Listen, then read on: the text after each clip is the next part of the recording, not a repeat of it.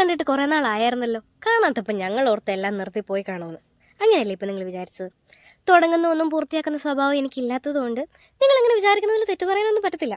അപ്പോൾ ഇത്രയും നാൾ വീഡിയോസ് ഇടായിരുന്നത് പഠിക്കുമെന്ന് നിങ്ങൾ വിചാരിച്ചോട്ടെ എന്ന് വിചാരിച്ചിട്ടാണ്, അല്ലാണ്ട് എനിക്ക് എടുക്കാനുള്ള മടി കൊണ്ടല്ല കേട്ടോ ഗൈസ്.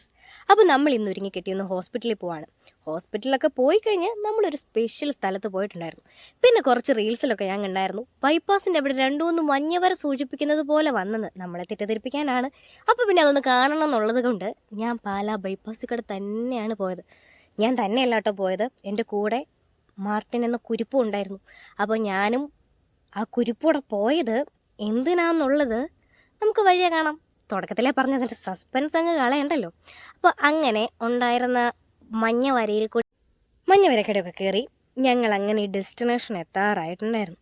പിന്നെ എന്താണെങ്കിലും കുറേ നാൾ കൂടി വീഡിയോസൊക്കെ എടുക്കുന്നതല്ലേ, അപ്പോൾ കുറച്ച് സെൽഫി വീഡിയോസോടെ എടുത്തേക്കാമെന്നോർത്ത് വണ്ടി ഓടിക്കുന്നതിനിടയ്ക്ക് ഞാൻ ആ വീഡിയോയിലോട്ട് നോക്കിയിട്ടുണ്ടായിരുന്നു. ഇനി അതിന് പെറ്റി അടിച്ച് കിട്ടുമോ എന്നുള്ള കാര്യമൊന്നും എനിക്കറിയത്തില്ല.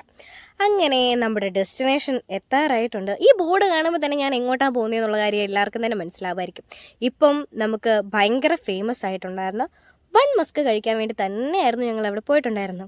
3:30 തുടങ്ങുന്നതിന് തീർന്നു പോകണ്ടെന്ന് വിചാരിച്ചിട്ട് ഞങ്ങൾ കറക്റ്റ് 3 മണിയായപ്പോൾ തന്നെ ചെന്നിട്ടുണ്ടായിരുന്നു. ഞങ്ങൾ ഈ ട്രെൻഡിങ് ആയിട്ടുള്ള സാധനം കഴിക്കാൻ വേണ്ടി കുറച്ച് ക്ഷമയൊക്കെ വേണമല്ലോ.